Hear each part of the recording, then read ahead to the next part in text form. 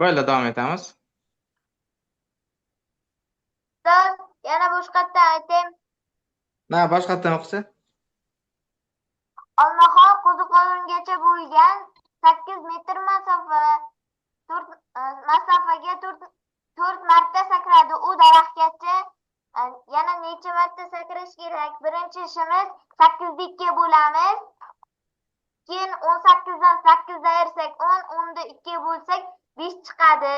5 marta sakrab daraxtga yetib oladi. Demak, 18 dan 8 ayiramiz. Bu 10.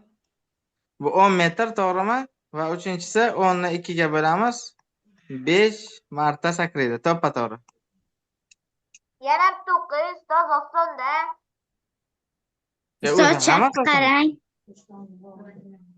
Demak, hozirgi yangi chat bo'yicha aytaman. Birinchi o'rinda Ilhomiddin Sardorbek, ikkinchi o'rinda Oyjamol Abdunabiyeva va uchinchi o'rinda Bibiniso to'g'ri javob berdi. O'ziga hamon javobi to'g'ri. Bu Nodira, Sangina Xudoyazar va Imron bu o'quvchilarimiz o'ta aktivlik bildirib va javoblari ham juda ham to'g'ri bo'ldi. Qolganlar ham manimcha to'g'ri javob beruvdi. Avvalgi chatda qolib ketdi. Mayli, keyingi misollarda ko'ramiz hali. Keyingisini kim o'qiydi? Humoyun Hakimov. Ustoz, men bir yozdim. Ustoz, men bir yozdim. Ustoz, men bir yozdim. Ustoz, men bir yozdim. Mayli, keyingisi hamma o'qiydi-ku, bolalar. Hamma o'qiydi. Humoyun Hakimov lekin meni chatimda birinchi bo'lib turibdi hozir, shu uchun Humoyundan so'raymiz. Humoyun, tayyormisan? Ha, qaysini o'qiy ustoz? Hozir aytadi. Ustoz o'zi misol nechagacha? Hozir 55 gacha ekan. 50.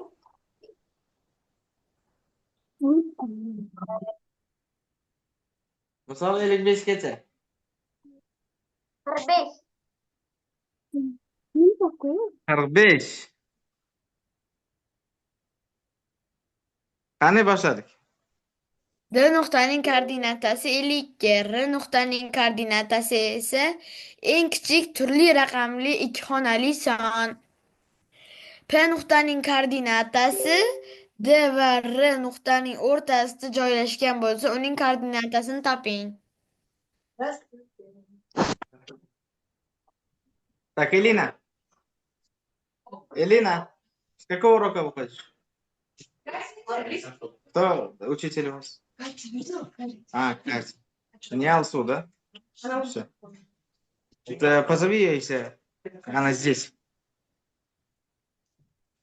Demak, x nuqtaning koordinatasi 24, y nuqtaning koordinatasi turli raqamli eng kichik 3 xonali son. Xo'p, mana shuni aytsak bo'ladi. Hozircha.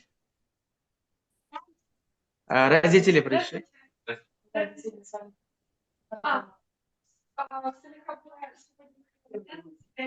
Turli raqamli eng kichik 3 xonali son bu qaysi son?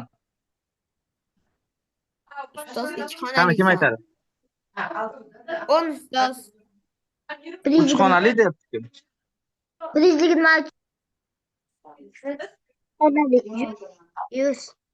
Ustoz, men 45 ni o'qiyapmanmi? Yurt desak, turli raqamli bo'lib qolmaydi, nollar takrorlanib qolyapti. 102. 102. To'ppa-to'g'ri. Xo'p. Z nuqta x va y ning o'rtasida joylashgan bo'lsa debdi. 45 nechomizku? Ustoz 45 nechi? Men 44 ga qarabman. Hop, 44 bilan 45 juda ham o'xshash ekan. Chunki bunda ham eng kichik turli raqamli 2 xonali son debdi. Bu qaysi 2 xonali? 10. 10 to'ppa-to'g'ri. 10. D nuqtaning koordinatasi 52. R nuqta bu 10 ekan. 52 10 ni qo'shib 2 ga bo'lamiz ustoz.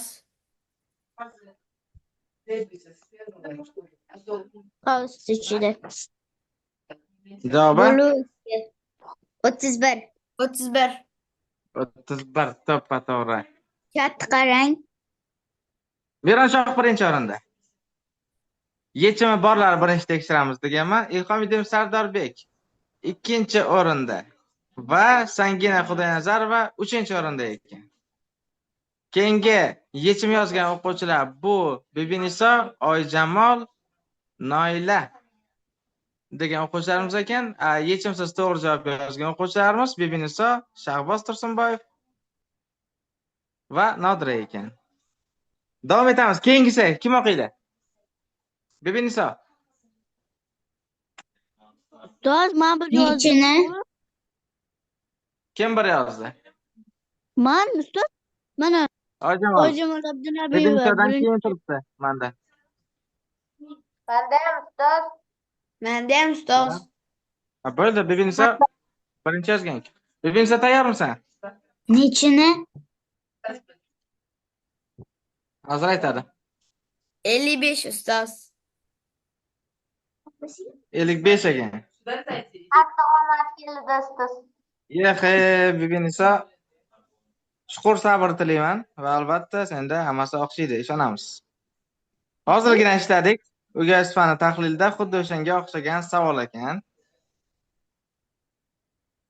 O'qib Bu beraymi? yulduzchalik masala bo'lgani uchun, Bibiniso, yulduzchalik masala bo'lgani uchun imkoniyating bor, xohlasang boshqa masalaga almashtiramiz. Yo'q, ishlayman desang farqi yo'q. Bibiniso, nima qilamiz? Mayli, shuni o'qiraman. Mayli bo'lmasa, o'qi. S, R, D, O nuqtalar qandaydir tartibda bir to'g'ri chiziqda joylashgan. Bunda S, D 11, O, R 9, S, R 4 va O, D 2. Bu nuqtalar orasidan son o'qida eng chekada joylashganlarini toping. Yaxshi, nima qilamiz?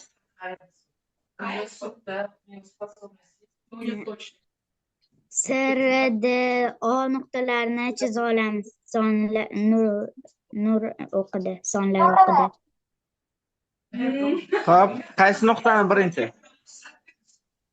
S. Xo'p,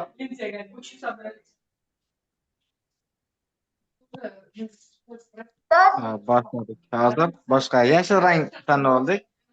S nuqtani tanlab oldik. Endi nima qilamiz? Endi R nuqta qo'yamiz. R nuqtani qayerga qo'yamiz?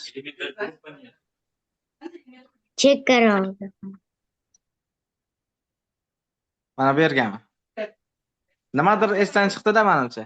Chunki SD 11 degan biz shu 11, 9, 4, 2 degan sonlarni hisobga olib yozishimiz kerak edi. Avvalgi misol ishlaganimizda sendanmi bilmaysan?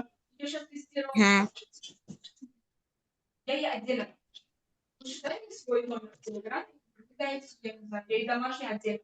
Nima qilgan edik? Она может что-то не знать, ей другое, потому что она догнала его. Или наоборот. 100 deb belgilab olgan edik. Xohlagan bir nuqtani 100 deb belgilab olamiz. S nuqtani. Xo'p, S nuqtani 100 deb belgilab oldik. Hozir men sizlarga Bibiniso bilan birgalikda osonroq usulni ko'rsataman avvalgi misoldan ko'ra. Demak, S ni 100 deb belgilab oldik. Endi nima qilamiz? S da 11 ligini hisobga olib, Endi D nuqta qo'yamiz. D'ni, S'ni bitta oldinga qo'yamiz. mana bitta oldinga qo'ysak D bo'ladi. Bitta orqaga qo'ysak D bo'ladi. Ustoz. 11. Mana 111 qilamiz derdi. Bibiniso dedi, Bibiniso. 89 qo'yamiz.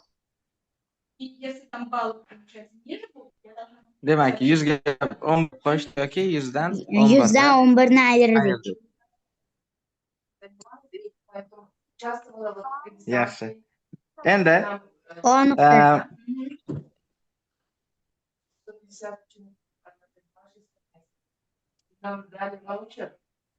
D ni belgiladik. Endi SR ham o'shanday qilsak bo'ladimi? SR 4 ekan. S dan 4 ta o'ngda, 4 ta chapda.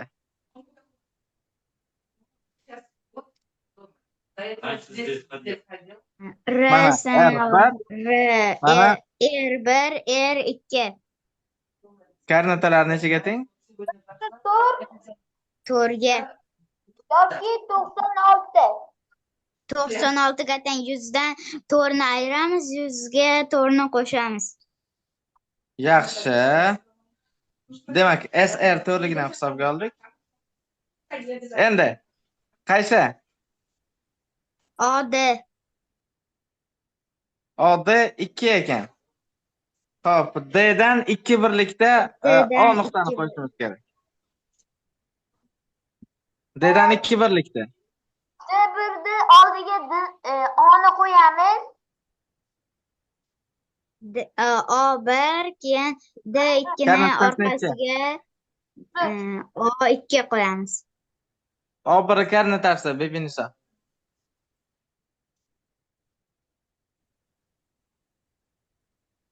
113. O1 karnatasi nechaga teng? Agar mana 111 OD 2 bo'lsa. 2 bo'lishi uchun 111 o'ng tarafiga 2 ta qo'shsak necha bo'ladi? 102 113 113 2 qo'shsak 111 ga. Endi o'sha 111 chap tarafida. 87. 111 109. Qani, qani. 107. 108.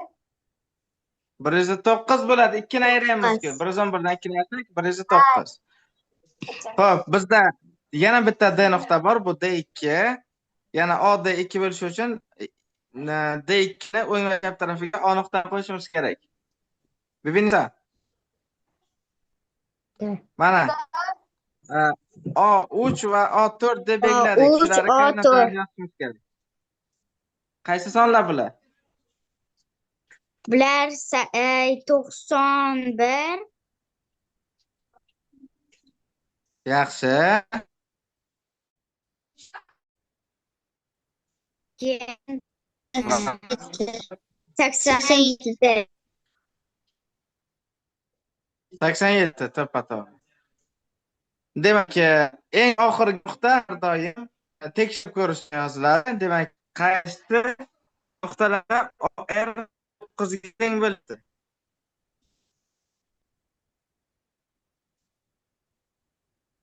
OR qayerda 9 ga teng bo'lyapti? Yaxshilab qaranglar. R1 O3da R1 va O1. O3 R1 bilan O1. Xo'p, ikkita holatda shunday chizib olaylik endi. Rangini o'zgartiraylik. Qani? Qaysi rangga o'zgartiramiz? Rozvoy bo'la qolsin.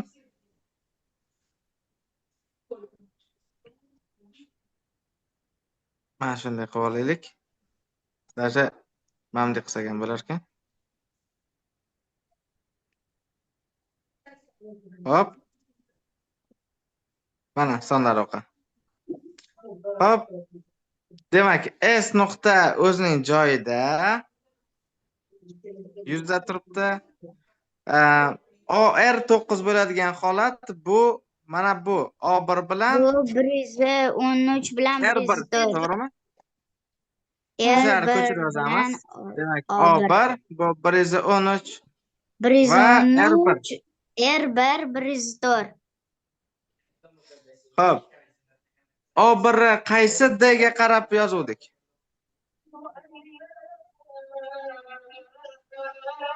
D1 D2 D1 D1 ga qarab. D1 D1 D1 koordinatasi necha edi? 111 111 Mana D1 demak 111 chizib oldik. Endi yana bitta holat bor, unda ham o'sha OR 9 ga teng. Qayerda yana OR 9 ga teng bo'ladi? Qaranglar. O'larga qaranglar, R'larga qaranglar.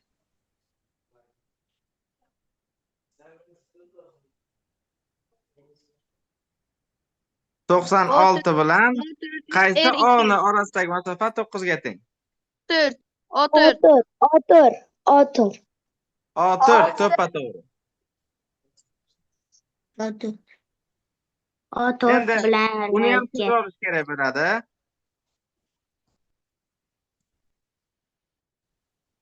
Hop, ketdik. Mana sonlar o'qi.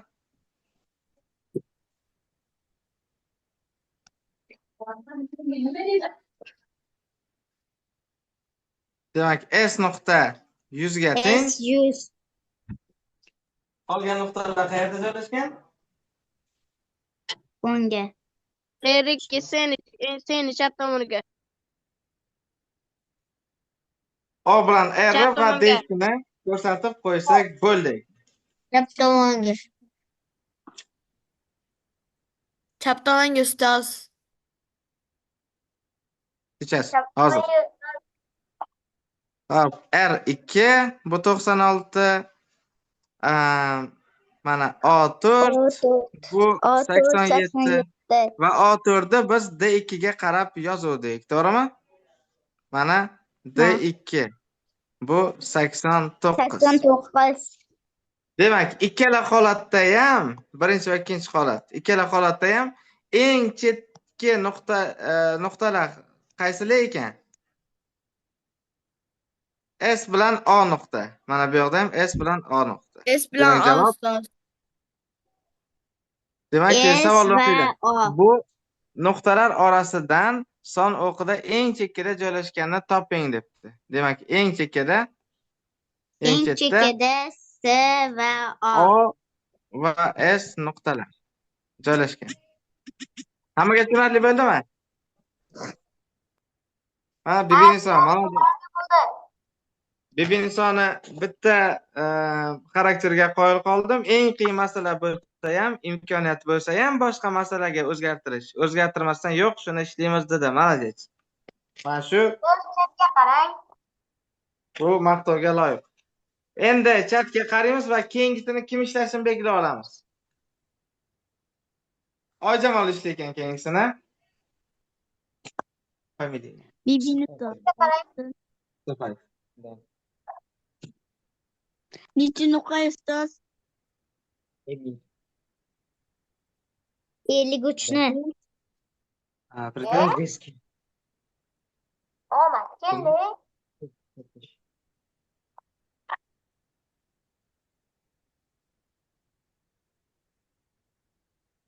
Oltita. Demak, Oijamol nechisini o'qiydi? 53 ni. 53 ni ustoz. Boshladi. Hozir ustoz. Quyidagi sonlar o'qida bir nechta nurlarning joylashuvi ko'rish mumkin. B, S, F, H nuqtaning koordinatalarini o'nlar xonasigacha yaxlitlang. Mos ravishda H, Y, Z, T sonlar hosil bo'ladi. T qo'shuv Y qo'shuv Z ayrug'ini qiymatini toping. Nima qilamiz?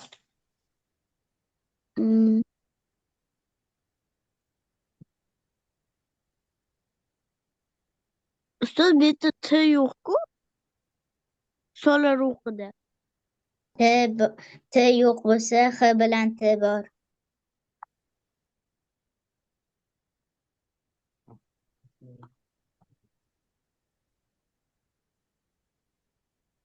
Bizda o'zimiz qo'yamiz bu nuqtalarni. Mos ravishda qo'yamiz. Mana X ham yo'q, Y ham yo'q, Z ham yo'q. To'g'rimi? Shunga o'xshash masalani ishlagan edik. Oijamol. B nuqtani yaxlitlasak, uni X deb belgilab olamiz. Demak, B nuqta o'zi 20 ustida turibdi. B o'zi 20 ga teng-ku. Demak, 20 ni yaxlitlasak, baribir 20 bo'ladi. Demak, B bilan X ustma-ust tushyapti. Endi S nuqtani Y. S bilan Y. S nuqta. Yaxlitlasak qaysiga yaqin bo'ladi? 30 mi, 40 mi? 30 ga. 30 ga. Demak, 30 bu qaysi harf bilan belgilay olamiz? Biz Y. Y bilan to'ppa-to'g'ri. biz Bo'ldi. S bilan Y ham ma'lum. Eshitaman. Saday oldingi misolda borki ellikbek. Ana Ha. shunga qaramadingiz-ku. Avvalgi yechimdan ko'ra qisqa bo'ldi. Avvalgisida biz 8 holatini yozuvdik. R degan nuqtani 8 ta holat yozildi. Hozir qaranglar, qaysi nuqtani biz 8 marta yozib chiqdik? Yozmadik hech qaysini. R bizada 2 ta, D ham 2 ta, O 4 ta holati bor. Eng ko'p holatda demak O turibdi. O. To'g'rimi? 8 ta holat yo'q. Shuning uchun bu ancha qisqaroq bo'ldi. Hop, endi F nuqtani yaxlitlashimiz kerak. Oyshamol. F bilan S. Biz tepadagi misolda 70 ga yaqin bo'ladi. Demak, 70 ni nima deb belgilay olamiz? Z. Z deb belgilay olamiz. To'ppa-to'g'ri. Va nihoyat H nuqta. Bu H bu H deb o'qiladi. H nuqta. Teng o'rtada turibdi 80 bilan 90 ning o'rtasida. 85. Yaxlitlasak nechiga teng 85? 90. 90 ga teng. Demak, 90 ni nima deb belgilay olamiz? 90 ni T. T deb belgilay olamiz. To'ppa-to'g'ri. Endi savolga javob berishimiz kerak, Ojamal. 90 ga qo'shamiz 70 ni. T demak 90 qo'shamiz. Y bu necha? Y nechiga teng? 30. 30 ga teng. 30. Xo'p, 70 qo'shamiz Z. 70. Ayron sigaman. Ayiramiz X. 20. 20. Nechiga teng bo'lar ekan? 170. 170 ga. Ana endi chatga qaraymiz. Zo'r masala edi. Oijamolga zo'r masala tushdi va Oijamol, menimcha mikrofon o'sha kolonka bilan bog'liq muammoni bartaraf etdingmi deyman, chunki ovoz juda ham yaxshi eshitilyapti. Ayam telefondan kirdim-da bu safar. Planshetim Ha. yaxshi ishlamayapti. Mana endi juda ham zo'r.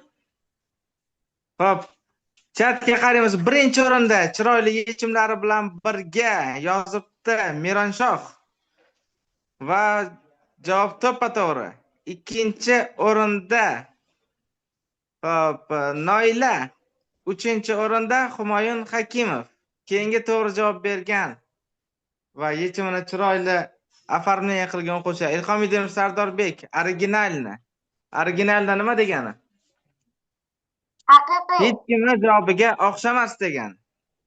Ilhomiddin Sardorbek mana va Mironshohning yechimlari juda ham original.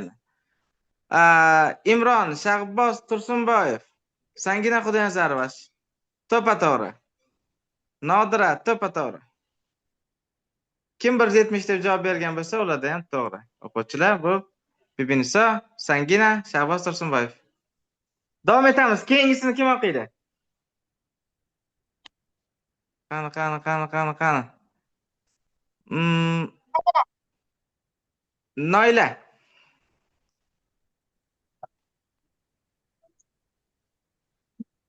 O'zi Sangina ekan. Mayli, endi Noila deb qo'ydi. Mayli, Noila o'qisin, keyin Sangina o'qiydi. Noila, tayyormisan? Ha. O'qi. Ayting ustoz. 51. 51. 51. To'g'ri to'rtburchakning eni 12 detsimetr, 6 santimetr. Bo'yi esa qanaqa edi? Sardorbek, nima deysan? Perimetr topish formulasi qanaqa edi? Formula A, deb murakkablashtirma. Perimetr bu barcha tomonlari yig'indisi. A qo'shuv B ko'paytiruv 2. Yoki A qo'shuv B qo'shuv A qo'shuv B. Xo'p, Noila o'qiymiz. To'g'ri to'rtburchakning eni 12 detsimetr 6 santimetr, bo'yi esa enidan 6 marta uzun.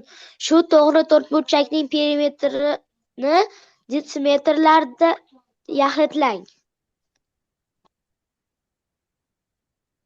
Ajoyib, zo'r savol ekan.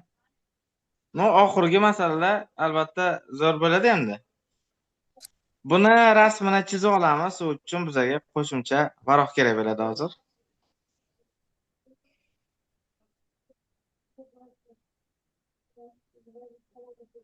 Hop, to'g'ri to'rtburchak.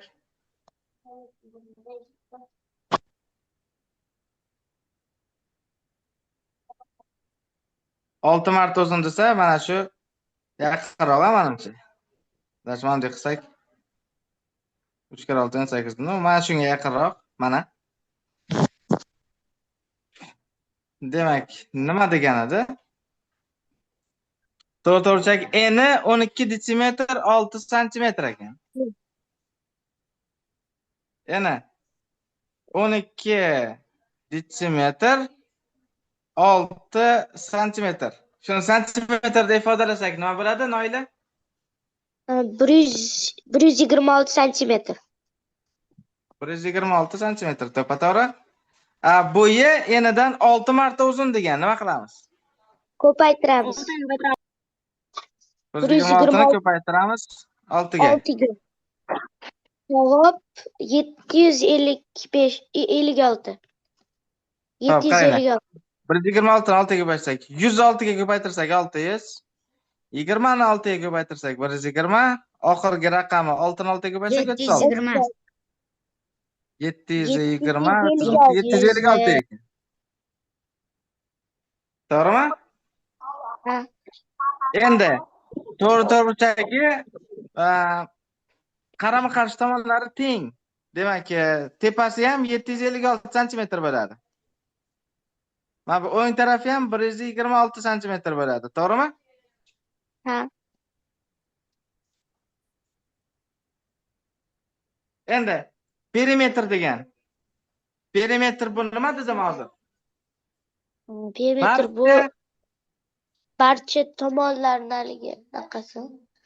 Yig'indisi. Ha, yig'indisi. Qo'shib chiqamiz. 126, 756, 126, yana 756 ni qo'shamiz. Mana shu santimetrda endi hammasi. Qaranglar, 126 plus 756 takrorlanyapti 2 marta, to'g'rimi? Shu uchun bittasini hisoblaylik, shuni 2 ga ko'paytiramiz keyin. Necha bo'ladi 756 ga 126 ni qo'shsak? 882. 890. Ha. 82. 82. Bu ham 882. Demak, 882 2 marta mana 2 ga ko'paytirdik.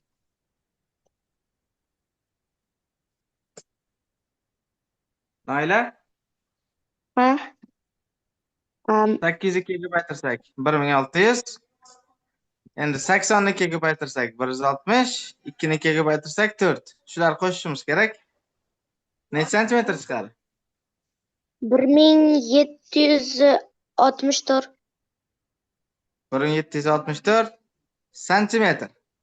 Endi buni detsimetrgacha yaxlitlash kerak ekan. Biz bilamiz 1 detsimetr bu 10 santimetrligini bilamiz, to'g'rimi? Demak, buni o'nlar xonasigacha yaxlitlashimiz kerak. Mana shuni so'z bilan yozib qo'yaylik. Detsimetrlargacha yaxlitlash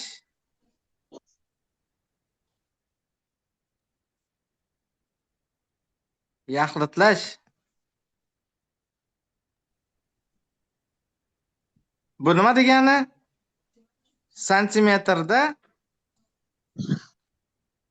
Santimetrda o'nlar xonasigacha yaxlitlash degani ekan. Qattiq ham yumshoq ham xonasigacha. qattiq. Onlar xonasigacha yaxlatlash. Ikkalasi bir xil ma'noni beradi, tushunarli? Ha. Onlar xonasida bizda 6 turibdi. Buni deyarli hisoblaydigan bo'lsak, nechaga teng bo'ladi? Deyarli. 176 ming. 170. Hop. 1760 to'ppa-to'g'ri. Nima uchun 70 bo'lmadi? Chunki 6 na 4 6dan kichkina. Yo'q, chunki 4 5 dan kichkina. 6 dan keyingi raqam agar 5 dan kichik bo'lsa, demak, shu 6 raqami o'zgarmasdan qoladi. Mana shuncha santimetr ekan. Bizga detsimetrda ifodalang degani uchun buni detsimetrga aylantiramiz.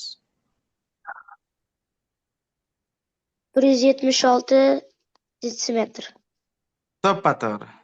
To'ppa-to'g'ri. 176 detsimetr. Qiyinmi? Soat qarang.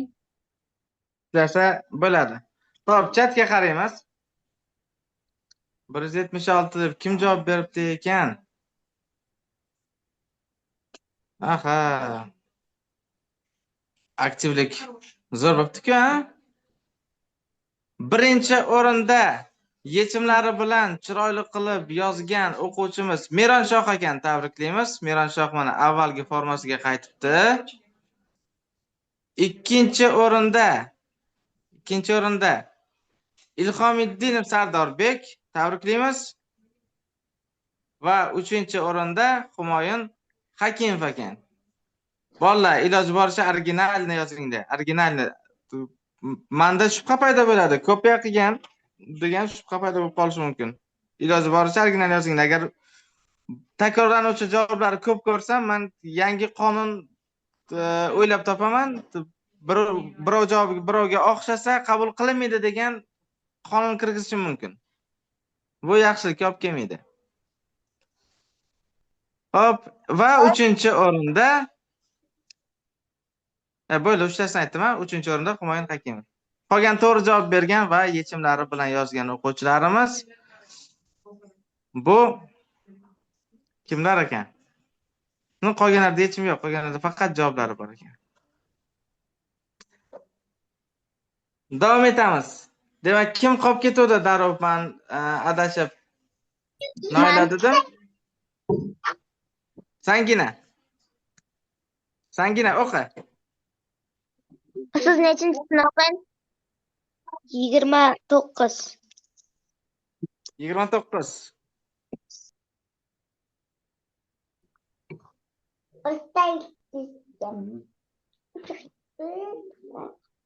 Böyle okuyacağız Sangina. Ne mesela? Ustozi o'qib Sangina deydi. Sangina boshladik. 31 metr 7 detsimetr 3 santimetrni detsimetrlarda. Detsimetrlarda yaxlatlang debdi, mana tepada yozib qo'ygan savolni. 19-30 gacha barchasini sharti bir xil yaxlatlang degan. Demak, birinchi buni santimetrga aylantirib olaylik. 31 metr necha santimetr bo'ladi? Nechaga ko'paytiramiz? 31 metr. 3100 santimetr. To'g'ri, demak 100 ga ko'paytiramiz. Xo'p, 7 detsimetr. Necha santimetr bo'ladi? 70 santimetr. Va 3 santimetr bu baribir 3 santimetr bo'ladi. Qo'shib chiqishimiz kerak ekan. 3100 qo'shilgan 70 qo'shilgan 3. 3173 santimetr. Endi detsimetrlarda yaxlatash kerak. Nima qilamiz?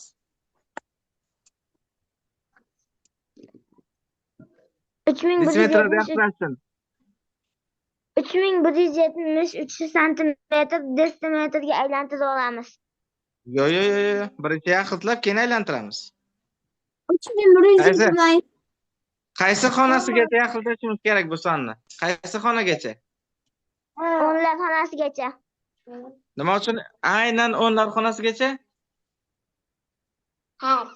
Chunki bir desiz 10 santimetr bo'ladi. To'ppa-to'g'ri. Demak, o'nlar xonasida 7 turibdi, 7 dan keyin 3 turibdi.